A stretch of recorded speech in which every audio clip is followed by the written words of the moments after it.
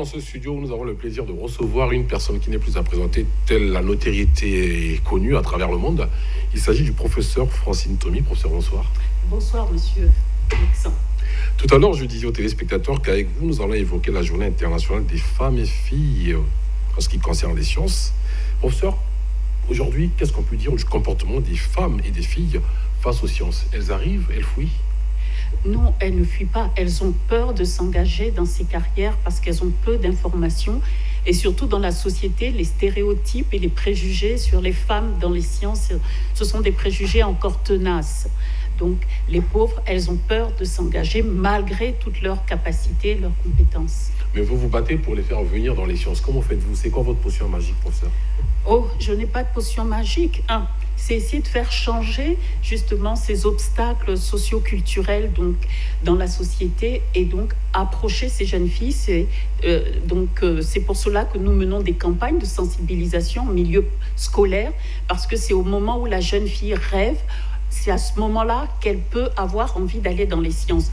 Ensuite, au laboratoire, évidemment, nous accueillons de plus en plus de jeunes femmes qui veulent s'engager dans des carrières scientifiques.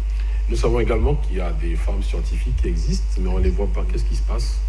Effectivement, il y a un manque de visibilité des femmes scientifiques. Je rentre de Pointe-Noire où nous avions eu une campagne de sensibilisation au lycée Victor Augagneur et j'ai posé la question aux élèves, donnez-moi le nom d'une femme scientifique africaine. Aucun nom n'est sorti. Francine Thomy. C'est peut-être un peu prétentieux, mais ce qui est clair, c'est qu'il y a un manque de visibilité des femmes scientifiques. Aussi bien dans le monde, il y a Marie Curie, mais même en Europe, il y a peu de femmes scientifiques qui ont une grande visibilité. Et en Afrique, alors, c'est pire. Et il faut faire un effort de ce côté-là. C'est dû à quoi? Il y a un manque de promotion? Elles ne sont pas portées par les pouvoirs publics? Qu'est-ce qui se passe, professeur? Il y a différents obstacles. Déjà, il y a il n'y a que 11% de femmes scientifiques qui sont dans les positions de décision.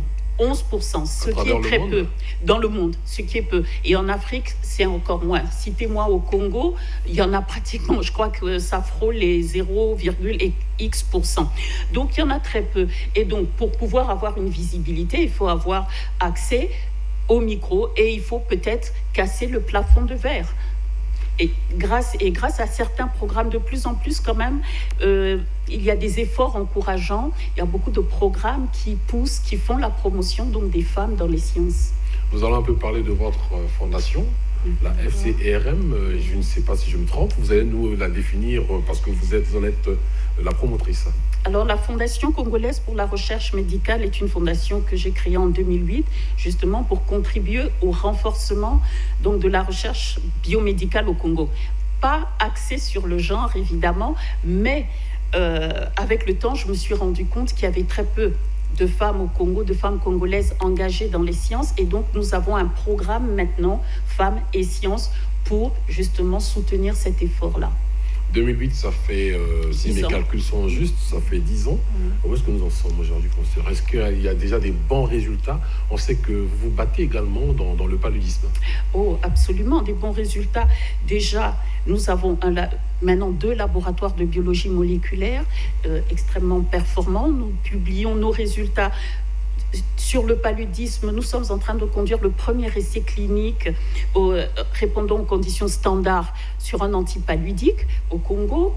Nous avons contribué pour le vaccin rotavirus à la caractérisation des souches qui circulaient. Nous avons mené les premières études sur la femme enceinte, la femme congolaise et le paludisme au cours de la grossesse.